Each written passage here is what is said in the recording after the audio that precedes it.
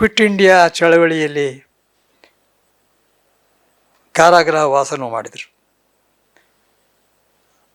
1952ರಲ್ಲಿ ಶಾಸಕರಾಗಿ ಶ್ರೀಮಾನ್ ಕೆಂಗಲ್ ಹನುಮಂತಯ್ಯನವರ ಕ್ಯಾಬಿನೆಟ್ನಲ್ಲಿ ಕಂದಾಯ ಮಂತ್ರಿಗಳಾದರು. ಈಗಾಗಲೇ ಹೇಳಿದ್ದಾರೆ ಅವ್ರನ್ನ ಭೂ ಸುಧಾರಣೆಯ ಶಿಲ್ಪಿ ಅಂತ. ವಿಶೇಷವಾಗಿ ಭೂ ಸುಧಾರಣೆಯ ಬಗ್ಗೆ ಆ ಕಡೆ ಗಮನ ಕೊಟ್ಟರು. 19ನೇ ಆಗಸ್ಟ್ 56ರಿಂದ 31ನೇ ಅಕ್ಟೋಬರ್ 56ರವರೆಗೆ ಕನ್ನಡ ನಾಡಿನ ಮುಖ್ಯಮಂತ್ರಿ ಆಗಿದ್ದರು. ಒಬ್ಬ ಮನುಷ್ಯ ಎಷ್ಟು ದಿವಸ ಅಧಿಕಾರದಲ್ಲಿ ಇರ್ತಾನೆ ಎಂಬುದು ಮುಖ್ಯ ಅಲ್ಲ, ಅಧಿಕಾರದಲ್ಲಿದ್ದಾಗ ಆತ ಏನು ಮಾಡಿದ್ದಾನೆಂಬುದು ಮುಖ್ಯ. ಎಲ್ಲರಿಗೂ ನಮಸ್ಕಾರ.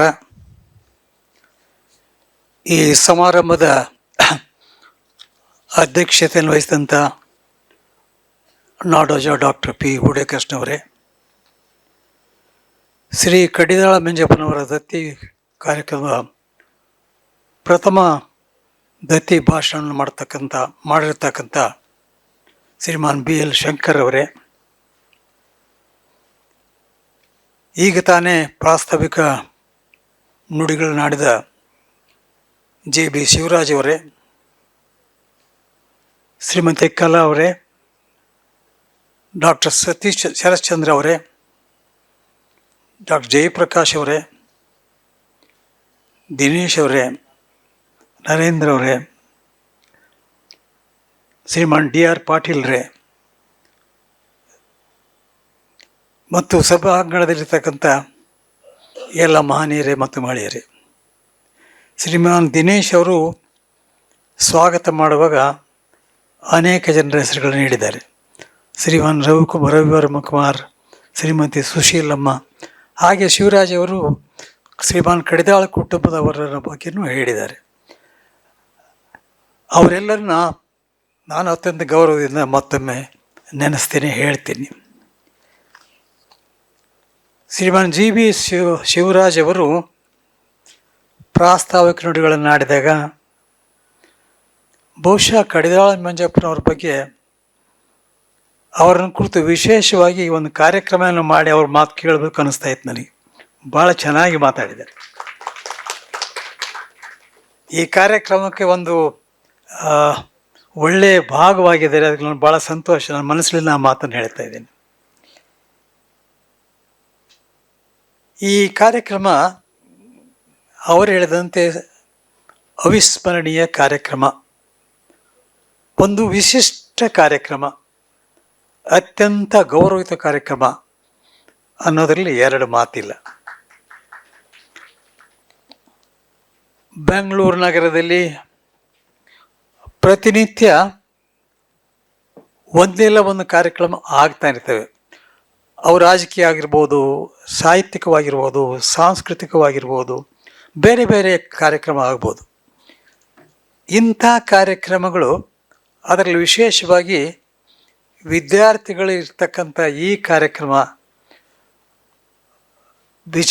ಈ ದಿನದ ವಿಚಾರಗಳನ್ನು ನೋಡಿದಾಗ ಅತ್ಯಂತ ವಿಶಿಷ್ಟವಾದ ಕಾರ್ಯಕ್ರಮ ಅಂತ. ಇನ್ನೊಂದು ವಿಷಯ ಅಂದರೆ, ಗಾಂಧಿ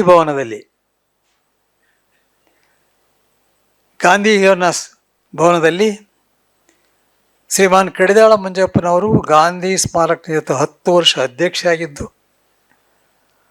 ಅವರನ್ನು ಕುರಿತು ಈ ಗಾಂಧಿ ಭವನದಲ್ಲಿ ಅವರ ದತ್ತಿ ಕಾರ್ಯಕ್ರಮ ಮಾಡೋದು ಭಾಳ ವಿಶೇಷ ಮತ್ತು ಭಾಳ ಅಭಿಮಾನದ ಸಂಗತಿ ಅಂದ್ಕೊಂಡಿದ್ದೀನಿ ನಾನು. ಭಾಳ ಸಂತೋಷ. ಡಾಕ್ಟರ್ ಪಿ ಗೂಢಕೃಷ್ಣವರೇ, ಇದೊಂದು ಉತ್ತಮ ಕಾರ್ಯಕ್ರಮನ ನೀವು ಏರ್ಪಾಡು ಮಾಡಿದ್ದೀರಿ. ನಿಮಗೂ ನನ್ನ ಈಗಾಗಲೇ ಭಾಳ ಜನ ತಮಗೆಲ್ಲ ಗೊತ್ತಿದೆ. ಸಾಂದರ್ಭಿಕವಾಗಿ ಕೆಲವು ಮಾತುಗಳು ಹೇಳಲೇಬೇಕಾಗ್ತದೆ. ಈ ದಿನ ನಾವೆಲ್ಲ ಇಲ್ಲಿ ಸೇರಿದ್ದೀವಿ. ಯಾತಕ್ಕೋಸ್ಕರ ಸೇರಿದ್ದೀವಿ? ಕನ್ನಡ ನಾಡು ಕಂಡ ಅಪರೂಪದ ಅಪರಂಜಿ ವ್ಯಕ್ತಿತ್ವದ ಒಬ್ಬ ನಾಯಕನನ್ನು ಸ್ಮರಿಸುವುದಕ್ಕೆ ನಾವಿಲ್ಲಿ ಸೇರಿದ್ದೀವಿ. ಅವರನ್ನು ಗೌರವಿಸುವುದಕ್ಕೆ ನಾವಿಲ್ಲಿ ಸೇರಿದ್ದೀವಿ. ಸಾರ್ವಜನಿಕ ಸೇವೆಗೆ, ಸರಳತೆಗೆ, ಪ್ರಾಮಾಣಿಕತೆಗೆ, ಜನಹಿತ ಜನಪರ ಕಾಳಜಿಗೆ ಬಹುಶಃ ಒಂದು ವ್ಯಾಖ್ಯೆ ಆಗಿದ್ದರು ಅನ್ನುವಷ್ಟು ಮಟ್ಟಿಗೆ ಅವರ ವ್ಯಕ್ತಿತ್ವ ಇರೋದರಿಂದ ಅವರನ್ನು ಗೌರವಕ್ಕೋಸ್ಕರ ನಾವಿಲ್ಲಿ ಸೇರಿದ್ದೀವಿ.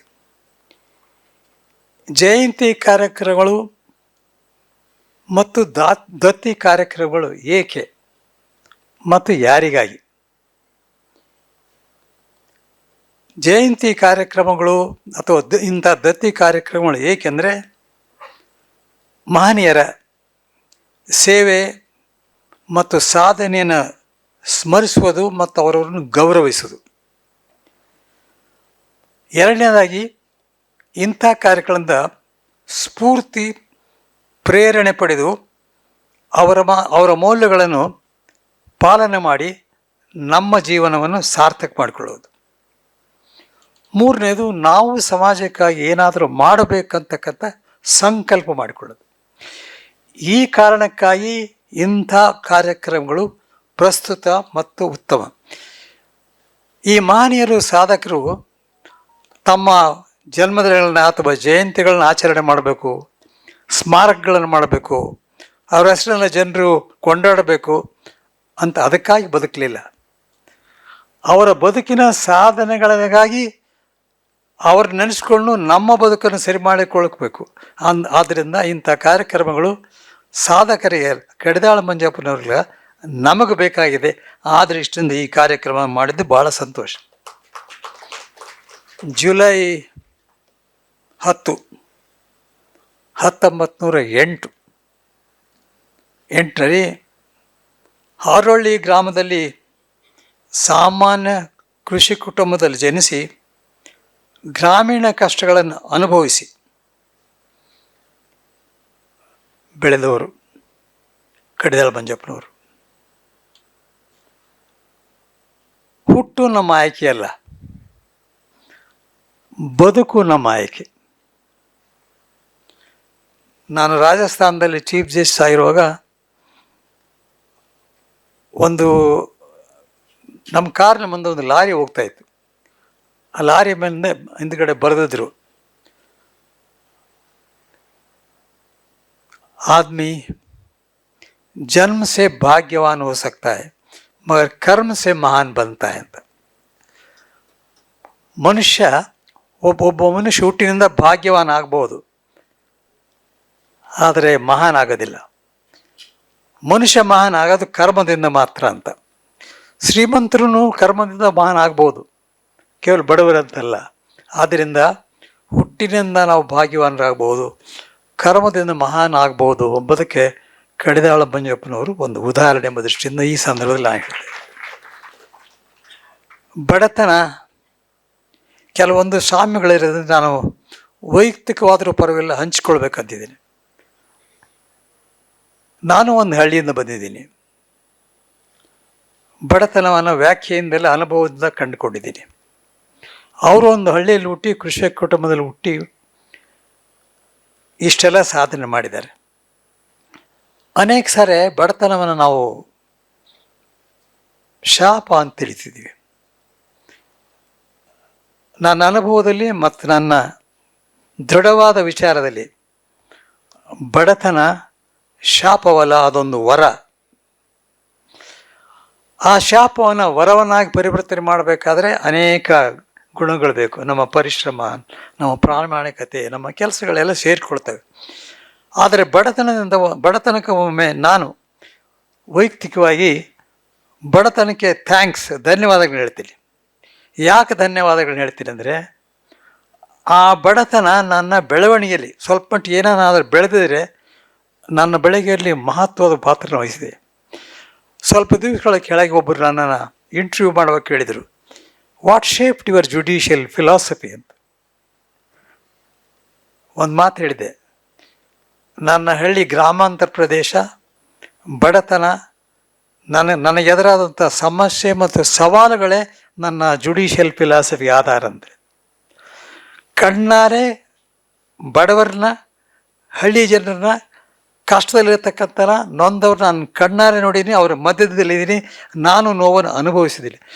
ಆದ್ದರಿಂದ ನಾನು ನ್ಯಾಯಾಧೀಶನಾದಮೇಲೆ ವಕೀಲರಾಗಿರುವಾಗ ಮತ್ತು ನ್ಯಾಯಾಧೀಶನಾಗಿರುವಾಗ ಅನುಕಂಪ, ಮಾನವೀಯ ಟಚ್, ಅದರ ಸ್ಪರ್ಶ, ಇನ್ನೊಬ್ಬರ ಕಷ್ಟಗಳು ಏನೆಂಬುದು ಸದಾ ನನ್ನ ಹೃದಯದಲ್ಲಿದ್ದು ಪ್ರತಿ ಹೆಜ್ಜೆಯಲ್ಲಿ ಕೂಡ ಮಾಡ್ತಕ್ಕಂಥ ಕೆಲಸ ಕಾನೂನು ಚೌಕಟ್ಟಿನಲ್ಲಿ ಮಾಡಿದರೂ ಕೂಡ ಈ ಒಂದು ಜೀವನದ ಅನುಭವ, ಬಡತನದ ಪಾಠದಿಂದ, ಹಳ್ಳಿಯಿಂದ ಕಲಿತ ಪಾಠಗಳಿಂದ ನನಗೆ ಭಾಳ ಅನುಕೂಲವಾಯಿತು. ಮತ್ತು ಅನೇಕ ಸಮಸ್ಯೆಗಳು ಮತ್ತು ಸವಾಲುಗಳು ಆ ಕಲಿತಂಥ ಪಾಠಗಳು ನಮಗೆ ಬೆಳೆಯುವುದಕ್ಕೆ, ಧೈರ್ಯವಾಗಿ ಎದುರಿಸುವುದಕ್ಕೆ ಮತ್ತು ಸಮಾಜಕ್ಕೆ ಏನಾದರೂ ಮಾಡಬೇಕನ್ನೋದ್ರ ಬಗ್ಗೆ ಒಳ್ಳೆಯ ಸಹಾಯ ಮಾಡ್ತವೆ. ನಾನು ಶ್ರೀಮಾನ್ ಕಡಿದಾಳ ಮಂಜಪ್ಪನವ್ರನ್ನ ಹತ್ತಿರದಿಂದ ನೋಡ್ತಕ್ಕಂಥ, ಅವರೊಡನೆ ಒಡನಾಟ ಮಾಡ್ತಕ್ಕಂಥ ಒಂದು ಒಳ್ಳೆಯ ಸಂದರ್ಭ, ಒಳ್ಳೆಯ ಅವಕಾಶ ನನಗೂ ಸಿಕ್ಕಿತ್ತು. 1980ರಲ್ಲಿ ನಾನು ಗುಲ್ಬರ್ಗದಿಂದ ಬೆಂಗಳೂರಿಗೆ ವಕೀಲ ವೃತ್ತಿಗಾಗಿ ಬಂದೆ. 80ರಲ್ಲಿ ಅವರು ವಕೀಲ ವೃತ್ತಿ ಹೈಕೋರ್ಟ್ನಲ್ಲಿ ಮಾಡ್ತಾಯಿದ್ರು. ಅದೇನೋ ಗೊತ್ತಿಲ್ಲ, ಅವರು ಮೊದಲ ಪರಿಚಯ ಆಯಿತು. ಆದರೆ ನಾನು ನೆಲ್ಲಿ ಕಂಡು ಅತ್ಯಂತ ಪ್ರೀತಿಯಿಂದ ಮಾತಾಡಿಸ್ತಿರೋರು. ಭಾಳ ನನಗೊಮ್ಮೆ ಅವ್ರು ನೋಡಿದರೆ ಅನಿಸ್ತಿತ್ತು, ನಾಡಿನ ಮುಖ್ಯಮಂತ್ರಿಯಾದವರು, ಈಗಾಗಲೇ ಅದ್ರ ಬಗ್ಗೆ ಪ್ರಸ್ತಾಪ ಮಾಡಿದ್ದಾರೆ, ಮುಖ್ಯಮಂತ್ರಿಯಾದವರು ವಕೀಲ ವೃತ್ತಿ ಮಾಡೋಕ್ಕೆ ಮತ್ತೆ ಬಂದಿದ್ದಾರಾ ಅಂತಕ್ಕಂಥ ಒಳಗೆ ನನಗೆ ಆಶ್ಚರ್ಯ. ಮುಖ್ಯಮಂತ್ರಿ ಆದವರು ನಾವು ಎಲ್ಲ ವಕೀಲರಂತೆ ಅವರು ವಕೀಲರ ಜೊತೆಗೆ ಬಂದು ಬೆರೆತು ವಕೀಲರು ವೃತ್ತಿ, ಅದಕ್ಕೆ ಕಾರಣ ಈಗಾಗಲೇ ಶ್ರೀಮಾನ್ ಶಿವರಾಜ್ ಅವರು ಹೇಳಿದ್ದಾರೆ. ಒಂದು ಕಾಯಕ ಮಾಡಬೇಕು, ಒಂದು ಪ್ರಾಮಾಣಿಕತೆಯಿಂದ ಉಪಜೀವನಕ್ಕೆ ಬೇಕಂತಕ್ಕಂತಲೇ ಹೇಳಿದ್ದಾರೆ. ಹತ್ತಿರದಿಂದ ನೋಡಿದ್ದೀನಿ. ಸ್ವಾತಂತ್ರ್ಯ ಹೋರಾಟದಲ್ಲಿ ಸಕ್ರಿಯವಾಗಿ ಭಾಗವಹಿಸಿದರು. ಕ್ವಿಟ್ ಇಂಡಿಯಾ ಚಳವಳಿಯಲ್ಲಿ ಕಾರಾಗೃಹ ವಾಸನೂ ಮಾಡಿದರು. 1952ರಲ್ಲಿ ಶಾಸಕರಾಗಿ ಶ್ರೀಮಾನ್ ಕೆಂಗಲ್ ಹನುಮಂತಯ್ಯನವರ ಕ್ಯಾಬಿನೆಟ್ನಲ್ಲಿ ಕಂದಾಯ ಮಂತ್ರಿಗಳಾದರು. ಈಗಾಗಲೇ ಹೇಳಿದ್ದಾರೆ, ಅವ್ರನ್ನ ಭೂ ಸುಧಾರಣೆಯ ಶಿಲ್ಪಿ ಅಂತ. ವಿಶೇಷವಾಗಿ ಭೂ ಸುಧಾರಣೆಯ ಬಗ್ಗೆ ಆ ಕಡೆ ಗಮನ ಕೊಟ್ಟರು. 19ನೇ ಆಗಸ್ಟ್ 56ರಿಂದ 31ನೇ ಅಕ್ಟೋಬರ್ 56ರವರೆಗೆ ಕನ್ನಡ ನಾಡಿನ ಮುಖ್ಯಮಂತ್ರಿ ಆಗಿದ್ದರು. ಒಬ್ಬ ಮನುಷ್ಯ ಎಷ್ಟು ದಿವಸ ಅಧಿಕಾರದಲ್ಲಿ ಇರ್ತಾನೆ ಎಂಬುದು ಮುಖ್ಯ ಅಲ್ಲ, ಅಧಿಕಾರದಲ್ಲಿದ್ದಾಗ ಆತ ಏನು ಮಾಡಿದ್ದಾನೆಂಬುದು ಮುಖ್ಯ. ಅವರು ಕಂದಾಯ ಮಂತ್ರಿಗಳಾಗಿ, ಮುಖ್ಯಮಂತ್ರಿಗಳಾಗಿ ವಿಶೇಷವಾಗಿ ರೈತರ ಬಗ್ಗೆ, ಜನಹಿತದ ಬಗ್ಗೆ ಕಾಳಜಿ ಇಟ್ಕೊಂಡು ಭೂ ಸುಧಾರಣೆ ಶಿಲ್ಪಿ ಅಂತ ಹೇಳಿದಾಗ ಒಂದು 4-5 ವಿಷಯಗಳನ್ನು ನಾವು ಗಮನದಲ್ಲಿ ಇಟ್ಕೊಳ್ಬೇಕು ಅಥವಾ ಹೇಳಬೇಕು. ಗೈರು ಹಾಜರಾತಿ ಭೂ ಒಡೆತನ ನಿರ್ಮೂಲನ, ಕೃಷಿಕರಿಗೆ ಅವರ ಹಕ್ಕುಗಳ ಮಾನ್ಯತೆ, ಭೂಪಾಲನಾ ವ್ಯವಸ್ಥೆ ಟೆಂಡೆನ್ಸಿ, ಇದ್ರ ಬಗ್ಗೆ. ನಂತರದ ಭೂ ಸುಧಾರಣೆ ಕಾಯ್ದೆಯನ್ನು ಬಂತಲ್ಲ, ಕರ್ನಾಟಕ ಲ್ಯಾಂಡ್ ರಿಫಾರ್ಮ್ಸ್ ಆ್ಯಕ್ಟ್ 1961, ಆ ಭೂ ಸುಧಾರಣೆ ಕಾಯ್ದೆಗೆ ಶ್ರೀಮಾನ್ ಕಡಿದಾಳ ಮಂಜಪ್ಪನವರು ಹಾಕಿಕೊಟ್ಟಂಥ ಬುನಾದಿನೇ ಕಾರಣ ಅಂತ ಅನ್ಕೊಳ್ತಾ ಇದ್ದೀನಿ ನಾನು. ಆ ದೃಷ್ಟಿಯಿಂದ ಅವರು ರೈತರ ಬಾಳಿಗೆ, ನಮ್ಮ ದೇಶ ವಿಶೇಷವಾಗಿ ಕೃಷಿಕರ ದೇಶ, ರೈತರ ಬಾಳಿಗೆ ಎಷ್ಟೊಂದು ದೊಡ್ಡ ಕೊಡುಗೆಯನ್ನು ಕೊಟ್ಟಿದ್ದಾರೆ ಎಂಬುದನ್ನು ನಾವು ಇಲ್ಲಿ ಗಮನಿಸಬೇಕು. ಅವರ ಜೀವನ ಮತ್ತು ಸಾರ್ವಜನಿಕ ಜೀವನ ನೋಡಿದಾಗ ಅವರ ಕಣಕಣದಲ್ಲಿ ರೈತನ ಬದುಕಿನ ಮಿಡಿತ ಇತ್ತಂತ ಕಾಣ್ತದೆ. ಅದಕ್ಕೆ ಈ ಭೂ ಸುಧಾರಣೆ ಕಾಯ್ದೆ, ಭೂ ಸುಧಾರಣೆ ಬಗ್ಗೆ ಎಲ್ಲ ಮಾಡಿದರು. ಎಲ್ಲ ವಿಷಯಗಳಲ್ಲಿ ಗಾಂಧಿ ವಿಚಾರ, ಗಾಂಧೀಜಿಯವರ ಬಗ್ಗೆ, ಅವ್ರ ವಿಚಾರಗಳ ಬಗ್ಗೆ ಮಾತನಾಡೋರು, ವಾದ ಮಾಡೋರು ಬಹಳ ಇದ್ದಾರೆ. ಅದರ ನಿಜ ಅರ್ಥದಲ್ಲಿ ಗಾಂಧಿವಾದಿಗಳ ಸಂಖ್ಯೆ ಕಡಿಮೆ ಇದೆ. ನಿಜ ಅರ್ಥದಲ್ಲಿ ಗಾಂಧಿವಾದಿಗಳು, ಗಾಂಧಿಯ ಅನುಯಾಯಿಗಳು, ಗಾಂಧೀಜಿಯದ ವಿಚಾರಗಳನ್ನು ಅನುಷ್ಠಾನಕ್ಕೆ ತಂದು ಜೀವನದಲ್ಲಿ ನಡ್ಕೊಂಡವರು ಕಡಿಮೆ ಅಂತ ಅನ್ಕೊಳ್ತಾ ಇದ್ದೀನಿ.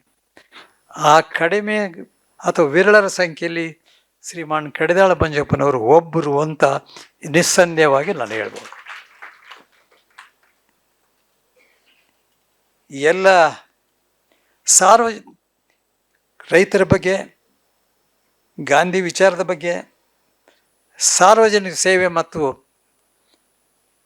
ದೇಶ ಪ್ರೇಮ ಅವರಲ್ಲಿ ಸದಾ ಇದ್ದು, ಎಲ್ಲ ಕಾಲದಲ್ಲೂ ಎಲ್ಲ ಪರಿಸ್ಥಿತಿಯಲ್ಲೂ, ಅದರಲ್ಲೂ ರಾಜಕಾರಣದಲ್ಲಿ ಪ್ರಾಮಾಣಿಕತೆ, ಸರಳತೆ ಮತ್ತು ನೈತಿಕತೆಯನ್ನು ಜೀವಂತವಾಗಿಟ್ಟುಕೊಂಡಂಥ ರಾಜಕೀಯ ಕ್ಷೇತ್ರದಲ್ಲಿ ಭಾಳ ವಿರಳ, ಅತ್ಯಂತ ವಿರಳರಲ್ಲಿ ವಿರಳ ಕಡಿದಾಳ ಮಂಜಪ್ಪನವರು ಅಂತ ಒಂದು ಮಾತನ್ನು ಹೇಳಬೇಕಂತಿದ್ದೆ.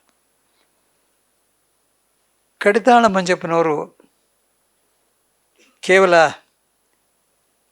ರಾಜಕಾರಣಿಗಳಾಗಿರಲಿಲ್ಲ, ಅವರು ಚಿಂತಕರು, ಸಾಹಿತಿಗಳು. ಅವರ ಪಂಜರಳ್ಳಿ ಪಂಜು, ಅವರ ನನಸಾಗದ ಕನಸು, ಆತ್ಮಚರಿತ್ರೆ, ಅನೇಕ ಕೃತಿಗಳನ್ನು ಆದರ್ಶ ಮತ್ತು ವಾಸ್ತವಗಳ ಸಂಘರ್ಷವನ್ನು ಆಳವಾಗಿ ಬರೆದಿದ್ದಾರೆ. ಅವ್ರ ಕೃತಿಗಳಲ್ಲಿ ಅದನ್ನು ನೋಡ್ಬೋದು. ಪ್ರಾಮಾಣಿಕ ರಾಜಕೀಯಕ್ಕೆ, ಸಾರ್ವಜನಿಕ ಮತ್ತು ನ್ಯಾಯಬದ್ಧತೆಗೆ, ವಿನಮ್ರ ನಾಯಕತ್ವಕ್ಕೆ ಈ ದಿನಮಾನಗಳಲ್ಲಿ ಅತ್ಯಂತ ಪ್ರಸ್ತುತ ಉದಾಹರಣೆ ಅಂದರೆ ಕಡಿದಾಳ ಮಂಜಪ್ಪನವರು. ನಾಯಕರಲ್ಲಿ ಮೂರು ಬಗೆ. ಜನರನ್ನ ಮನಸ್ಸು ಗೆದ್ದವರು ನಾಯಕರಾಗ್ತಾರೆ. ಜನರ ಹೃದಯಗಳನ್ನು ಗೆದ್ದವರು ಶ್ರೇಷ್ಠ ನಾಯಕರಾಗ್ತಾರೆ. ಜನರ ಆತ್ಮಗಳನ್ನು ಗೆದ್ದವರು ಅಸಾಧಾರಣ ನಾಯಕರಾಗ್ತಾರೆ. ಆದ್ದರಿಂದ ಕಡಿದಾಳ ಮಂಜಪ್ಪನವರು ಅಸಾಧಾರಣ ನಾಯಕರ ಗುಂಪಿಗೆ ನಾವು ಸೇರಿಸ್ಬೋದು ಅಂತ ಕೊಂಡ್ಕೊಡ್ತೀನಿ. ಅದಕ್ಕೆಲ್ಲ ನಿಮ್ಮೆಲ್ಲರ ಸರ್ವಾನುಮತ ಇದೆ ಅಂತಲೂ ಅಂದ್ಕೊಳ್ತೀನಿ. ಯಾವ ಅನುಮಾನ ಇಲ್ಲ ನಿಮಗೆಲ್ಲ ಅಂತ ಅಂದ್ಕೊಂಡಿದ್ದೀನಿ. ಈಗ ರಾಜಕೀಯ ಕ್ಷೇತ್ರದಲ್ಲಿ ಈ ನಾಯಕರ ಬಗ್ಗೆ ಹೇಳಿದೆ. ಎಲ್ಲ ಕ್ಷೇತ್ರಗಳಲ್ಲಿ ನಾಯಕರಿದ್ದಾರೆ. ನಾನು ಮುಂದಿರತಕ್ಕಂಥ 2 ನಿಮಿಷದಲ್ಲಿ ರಾಜಕೀಯ ಕ್ಷೇತ್ರದಲ್ಲಿ ನಾಯಕರ ಬಗ್ಗೆ ಮಾತಾಡ್ಬೇಕು ಅಂದ್ಕೊಂಡಿದ್ದೀನಿ. ನಾಯಕರ 3 ಕ್ಯಾಟಗರಿ ಹೇಳಿದೆ ನಾನು. ಜನಮತ, ಪಂಚಾಯತಿಂದ ಪಾರ್ಲಿಮೆಂಟ್ವರೆಗೆ ಚುನಾವಣೆಗೆ ನಡೀತವೆ. ಚುನಾವಣೆಗೆ ಜನ ಕಂಟೆಸ್ಟ್ ಮಾಡ್ತಾರೆ, ಆರಿಸಿ ಬರ್ತಾರೆ. ಚುನಾಯಿತರಾದಂಥ ಜನಪ್ರತಿನಿಧಿಗಳು ಅವ್ರಿಗೇನು ಮತಗಳು ಸಿಗ್ತಾವಲ್ಲ, ಜನಮತಗಳು ಜನಹಿತಕ್ಕಾಗಿ, ಸ್ವಹಿತಕ್ಕಾಗಿ ಅಲ್ಲ ಎಂಬುದು ಮೊದಲಿರಬೇಕು. ಜನಮತಕ್ಕಾಗಿ, ಸ್ವಹಿತಕ್ಕಾಗಿ ಅಲ್ಲ ಎಂಬುದನ್ನು ಅದು ಲಕ್ಷ್ಯದಲ್ಲಿ ಇಟ್ಕೋಬೇಕಾಗ್ತದೆ. ಸಿಕ್ಕಂಥ ಅವಕಾಶ, ಯಾವುದೇ ಒಂದು ಅವಕಾಶ ರಾಜಕೀಯ ಕ್ಷೇತ್ರದಲ್ಲಿ ಸಿಕ್ಕಾಗ, ಅಧಿಕಾರ ಸಿಕ್ಕಾಗ, ಸಿಕ್ಕಂಥ ಕುರ್ಚಿ ಮೇಲೆ ಕೊಡುವಾಗ ಆ ಕುರ್ಚಿ ಸೇವೆಗಾಗಿದೆ, ದರ್ಪಕ್ಕಾಗಿ ಅಲ್ಲ ಎಂಬ ಮಾತನ್ನು ಚುನಾಯಿತ ಅಧಿಕಾರಿಗಳು ಮನಸ್ಸಲ್ಲಿ ಇಟ್ಕೊಳ್ಬೇಕಾಗ್ತದೆ. ದೇಶದಲ್ಲಿ 140 ಕೋಟಿಗಿಂತ ಹೆಚ್ಚು ಇರ್ತಕ್ಕಂಥ ನಮ್ಮ ದೇಶದಲ್ಲಿ ರಾಜಕೀಯ ಕ್ಷೇತ್ರದಲ್ಲಿ, ಸರ್ಕಾರದಲ್ಲಿ, ಆಡಳಿತೆಯಲ್ಲಿ ತೆಗೆದುಕೊಳ್ತಕ್ಕಂಥ ಮಾಡ್ತಕ್ಕಂಥ ಕೆಲಸಗಳು ಎಲ್ಲ ನಾಗರಿಕರ ಮೇಲೆ ಪರಿಣಾಮ ಮಾಡ್ತವೆ. ಆದ್ದರಿಂದ ಭಾಳ ದೊಡ್ಡ ಜಿಮ್ಮೆದಾರಿ. ಅಲ್ಲಿ ಕೆಲಸ ಮಾಡುವಾಗ ನಾನು ಈಗಾಗಲೇ ಹೇಳಿದಂತೆ ಸ್ವಹಿತ ಅಲ್ಲ, ಸಿಕ್ಕಿದೆ. ಅವ್ರು ತೆಗೆದುಕೊಳ್ತಕ್ಕಂಥ ಅನೇಕ ನಿರ್ಧಾರಗಳು ಜನರ ಮೇಲೆ ಪರಿಣಾಮ ಆಗ್ತಾ ಇದ್ದ. ಆದ್ದರಿಂದ ಪ್ರಾಮಾಣಿಕ, ಸರಳ, ಜನರ ಪರ ಕಾಳಜಿದಂಥ, ಸ್ವಾರ್ಥ ಮರೆತು ದೇಶಕ್ಕಾಗಿ ಸೇವೆ ಮಾಡತಕ್ಕಂಥ ನಾಯಕರು ಬೇಕಾಗಿದ್ದಾರೆ. ನಮ್ಮ ಸಂವಿಧಾನ ಭಾಳ ಚೆನ್ನಾಗಿದೆ. ಸಂವಿಧಾನ ನಾಯಕರಾದವರು ರಾಜಕೀಯದಲ್ಲಿ ಸಂವಿಧಾನವನ್ನು ಗೌರವಿಸ್ತಕ್ಕಂಥ ಮೊದಲನೇ ಕ್ವಾಲಿಟಿ ಅವರಲ್ಲಿರಬೇಕು. ಆ ರೀತಿ ಆದಾಗ ನಮ್ಮ ಸಂವಿಧಾನ ಭಾಳ ಚೆನ್ನಾಗಿದೆ. ಆದರೆ ಅದರ ಅಡಿಯಲ್ಲಿ ಕೆಲಸ ಮಾಡ್ತಕ್ಕಂಥ ವ್ಯಕ್ತಿಗಳನ್ನು ಅದು ಅವಲಂಬಿಸಿದೆ.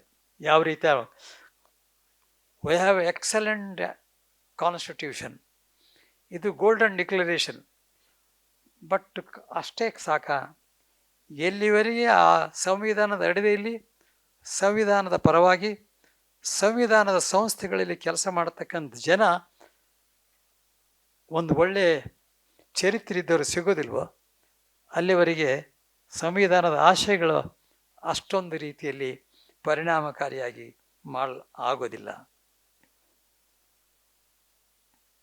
ಭಾಳ ಸತ ಹೇಳ್ತಾರೆ, ಏನ್ರಿ ಈಗ ರೋಲ್ ಮಾಡೆಲ್ಸ್ ಇಲ್ಲ ಅಂತ, ಆದರ್ಶ ವ್ಯಕ್ತಿಗಳ ಕೊರತೆ ಇದೆ ಅಂತ. ರೋಲ್ ಮಾಡೆಲ್ಸ್ ಇಲ್ಲ ಅಂದರೆ ರಾಜಕೀಯ ಕ್ಷೇತ್ರದಲ್ಲಿ ಸಾರ್ವಜನಿಕ ಸೇವೆಗೆ, ಸರಳತೆಗೆ, ಪ್ರಾಮಾಣಿಕತೆಗೆ ಏನಾದರೂ ರೋಲ್ ಮಾಡೆಲ್ ಬೇಕಾದರೆ ಕಡಿದಾಳ ಮಂಜಪ್ಪನವರು ರೋಲ್ ಮಾಡೆಲ್ ಸಾಕಲ್ವಾ ಅಂತ. ಕಡಿದಾಳ ಮಂಜಪ್ಪನವರು ಈ ವಿಷಯದಲ್ಲಿ ದೊಡ್ಡ ರೋಲ್ ಮಾಡೆಲ್ ಅಥವಾ ಆದರ್ಶ ವ್ಯಕ್ತಿ ಅಂತ ಅಂದ್ಕೊಳ್ತೀವಿ. ಈ ಪ್ರಥಮ ದತ್ತಿ ಕಾರ್ಯಕ್ರಮಕ್ಕೆ ಶ್ರೀಮಾನ್ BL ಶಂಕರ್ ಅವರನ್ನ ಆಹ್ವಾನಿಸಿ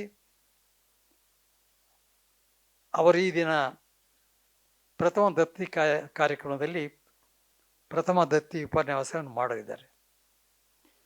ಶ್ರೀಮಾನ್ BL ಶಂಕರ್ ಅವರು ಸಂವಿಧಾನವನ್ನು ಚೆನ್ನಾಗಿ ಅರ್ಥ ಮಾಡಿಕೊಂಡಿದ್ದಾರೆ. ಸಂವಿಧಾನವನ್ನು ಅರಿತವರು ಅಷ್ಟೇ ಅಲ್ಲ, ಸಂವಿಧಾನದಲ್ಲಿ ನುರಿತವರಂತೂ ಹೇಳ್ಬೋದು.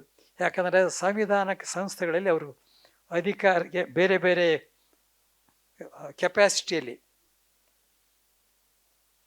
ಶಾಸಕರಾಗಿ, ಸಭಾಪತಿಗಳಾಗಿ, ಎಲ್ಲ ಮಂತ್ರಿಗಳಾಗಿ ಬೇರೆ ಬೇರೆ ಕೆಲಸಗಳಲ್ಲಿ. ಅದಕ್ಕೆ ನಾನು ಸಂವಿಧಾನವನ್ನು ಅರಿತವರು, ಸಂವಿಧಾನಕ್ಕೆ ಸಂಸ್ಥೆಗಳಲ್ಲಿ ಕೆಲಸ ಮಾಡಿದವರು ನುರಿತರು ಅಂತ ಒಂದು ಒಳ್ಳೆಯ ಸಂವಿಧಾನದ ಕುರಿತು ಪುಸ್ತಕವನ್ನು ಬರೆದಿದ್ದಾರೆ.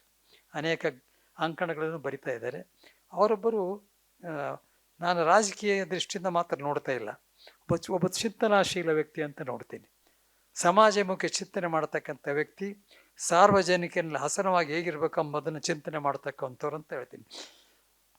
ಈ ಗಾಂಧಿ ಸ್ಮಾರಕ ಸಂಸ್ಥೆಯ ಪದಾಧಿಕಾರಿ ಶ್ರೀಮಾನ್ BL ಶಂಕರ್ ಅವರನ್ನ ಶ್ರೀಮಾನ್ ಕಡಿದಾಳ ಮಂಜಪ್ಪನವರ ದತ್ತಿ ಕಾರ್ಯಕ್ರಮದಲ್ಲಿ ಪ್ರಥಮ ದತ್ತಿ ಉಪನ್ಯಾಸಕೊಳ್ಳೋಕ್ಕೆ ನೀವು ಆಹ್ವಾನ ಮಾಡಿದ್ದು ಪ್ರಸ್ತುತ, ಸಮಂಜಸ ಮತ್ತು ಉತ್ತಮ ಮಾತನ್ನು ನಾನು ಹೇಳಬೇಕಂತೀನಿ. ಅವ್ರು ಮಾತನಾಡ್ತಕ್ಕಂಥ ವಿಷಯದ ಬಗ್ಗೆ ಒಂದು ಮಾತು ಹೇಳಿ ನನ್ನ ಮಾತು ಮುಗಿಸ್ತೀನಿ. ಅವರು PIL ಸಾರ್ವಜನಿಕ ಹಿತಾಸಕ್ತಿ ಮತ್ತು ಖಾಸಗಿ ಹಿತಾಸಕ್ತಿ ಅಂತ. ನಾನು ಮದ್ರಾಸ್ನಲ್ಲಿ ಹೈಕೋರ್ಟ್ ಜಡ್ಜ್ ಆಗಿರುವಾಗ 1996ರಲ್ಲಿ ಇಂಥ ಒಂದು ಸಭಾಂಗಣದಲ್ಲಿ ಒಂದು ವಿಚಾರ ಸಂಕಿರಣ ಏರ್ಪಟ್ಟಿತ್ತು. ಅದರ ವಿಷಯ ಏನಂದರೆ ಜುಡಿಷಿಯಲ್ ಆಕ್ಟಿವಿಸಮ್ ಬಗ್ಗೆ. Is it judicial activism or judicial absolutism or judicial overreach, ಬೇರೆ ಬೇರೆ ಎಲ್ಲ ಚರ್ಚೆ ಆಗಿ ಬಂದಾಗ ಇದು ಅಲ್ಲಿ ಒಂದು ಟ್ರಸ್ಟ್, ಅದರ ಮ್ಯಾನೇಜಿಂಗ್ ಟ್ರಸ್ಟಿ ಒಬ್ಬ retired joint secretary of home affairs IAS officer ಆಗಿದ್ದರು. ನಮ್ಮ ನ್ಯಾಯಾಂಗದ ಬಗ್ಗೆ ಭಾಳ ಚೆನ್ನಾಗಿ ಮಾತಾಡಿದರು. ನ್ಯಾಯಾಂಗ ಭಾಳ ಚೆನ್ನಾಗಿದೆ, ಇವತ್ತೇನಾದರೂ ದೇಶದ ಹಿತಾಸಕ್ತಿ ಕಾಪಾಡ್ತಾರೆ, ಜಡ್ಜಸ್ ಚೆನ್ನಾಗಿ ಎಲ್ಲ ಒಳ್ಳೆ ಮಾತಾಡಿದರು. ಕೊನೆಗೆ ಒಂದು ಕ್ವಶನ್ ಮಾರ್ಕ್ ಹಾಕಿದ್ರು ಅವರು. ಈ ನ್ಯಾಯಾಧೀಶರಿಗೆ ಯಾರು ಕಾವಲ್ಗಾರರು ಅಂತ, ಹೂ ವಾಚಸ್ ದಿ ವಾಚ್ಮನ್ ಅವ್ರ ಕ್ವಶನಿಂಗ್ ಇತ್ತು. ಹೂ ವಾಚ್ ದಿ ವಾಚ್ಮನ್ ಅಂದರೆ ಅದು ನೇರವಾಗಿ ನ್ಯಾಯಾಧೀಶರಿಗೆ ಆ ಸಂದರ್ಭದಲ್ಲಿ. ನಾನು ಕೊನೆಗೆ ಮಾತಾಡಬೇಕಾಯಿತು. ನಮ್ಮ ಕಲೀಗ್ ಜಡ್ಜಸ್ಸು, ಲಾಯರ್ಸ್ ಎಲ್ಲ ಇದ್ದರು, ಏನು ಹೇಳ್ತಾರೆ ಇವ್ರು ನೋಡ್ಬೇಕಂತ. ನಾನು ಭಾಳ ವಿನಯದಿಂದ ಮಾತು ಹೇಳಿದೆ. Yes, you appreciate the judiciary, thank you for that, but I answer the question ನಾವು ಅಂತ. ಹೂ ವಾಚಸ್ ದಿ ವಾಚ್ಮನ್ ಅಂದರೆ, for judges their conscience is the watchman ಅಂತ.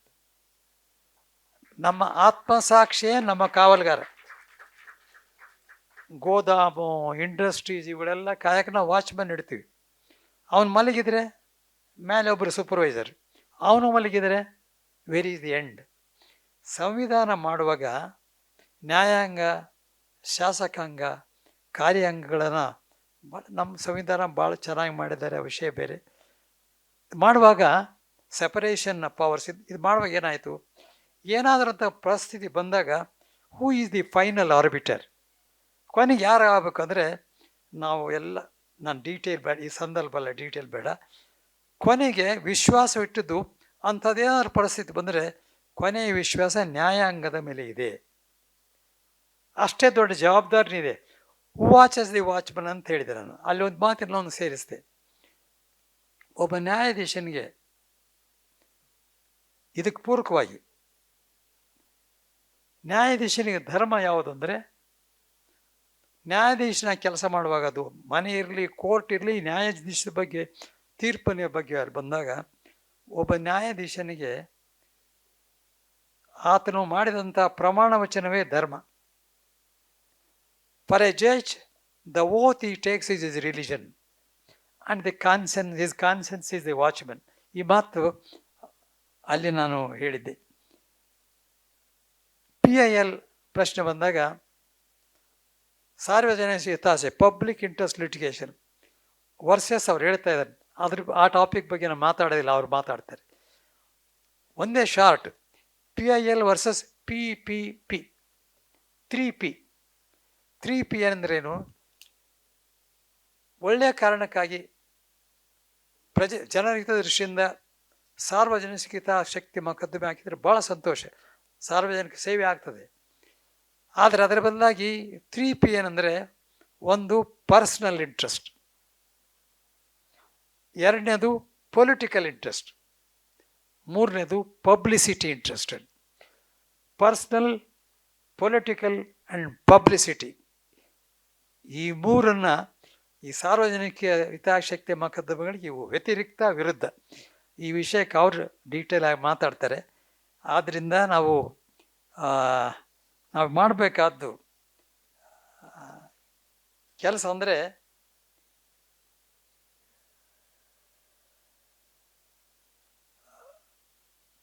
ಸ್ವತಃ ಆತ್ಮಸಾಕ್ಷಿಯಾಗಿ ಪರಾಮರ್ಶೆ ಮಾಡಿಕೊಳ್ಳೋದು.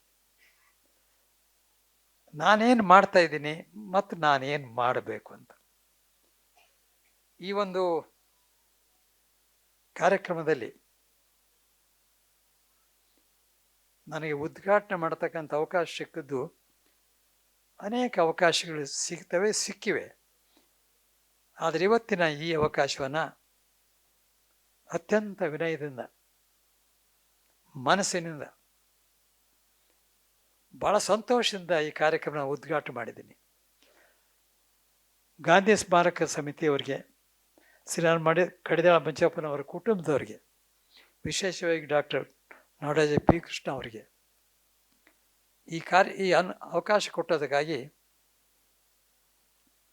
ಧನ್ಯವಾದಗಳನ್ನು ಸಲ್ಲಿಸ್ತೀನಿ, ಕೃತಜ್ಞತೆಗಳನ್ನ ಹೇಳ್ತೀನಿ. ಇಲ್ಲಿ ವಿದ್ಯಾರ್ಥಿಗಳಿದ್ದೀರಿ, ಎಲ್ಲ ಚಿಂತನಾಶೀಲ ವ್ಯಕ್ತಿಗಳು, ನಿಮ್ಮ ಕ್ಷೇತ್ರದಲ್ಲಿ ದೊಡ್ಡವರಾಗಿದ್ದೀರಿ. ಅಪಾರ ಜನಸಂಖ್ಯೆ ಬೇಕಿಲ್ಲ, 10 ಜನ ಸಾಕು ನಮಗೆ.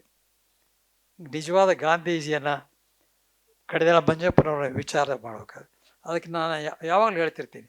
ನೋಡಿ, ನಾನು ನೋಡ್ತಾ ಇದ್ದೆ, ಕೊನೆಯ ವಿದ್ಯಾರ್ಥಿಯಿಂದ ಇಲ್ಲಿವರೆಗೆ ಎಲ್ಲ ಇರುವವರೆಗೆ ವೇದಿಕೆ ಮೇಲೆ ಇಷ್ಟೊಂದು ಎಲ್ಲರ ಮಾತುಗಳನ್ನು ಶ್ರದ್ಧೆಯಿಂದ, ಮನಸ್ಸಿನಿಂದ,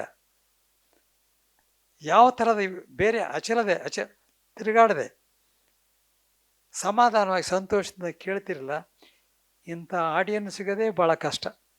ಆದ್ದರಿಂದ ನಿಮಗೂ ಒಂದು ನಾನು ಧನ್ಯವಾದ ಹೇಳ್ತೀನಿ. You are a quality audience. ಆದ್ದರಿಂದ ನನಗೆ ಭಾಳ ಸಂತೋಷ. ಈ ಅವಕಾಶಕ್ಕಾಗಿ ಎಲ್ಲರಿಗೆ ಮತ್ತೊಮ್ಮೆ ನಮಸ್ಕರಿಸಿ ನನ್ನ ಮಾತುಗಳು ಮುಗಿಸ್ತೀನಿ. ನಮಸ್ಕಾರ. ಜೈ ಹಿಂದ್, ಜೈ ಕರ್ನಾಟಕ.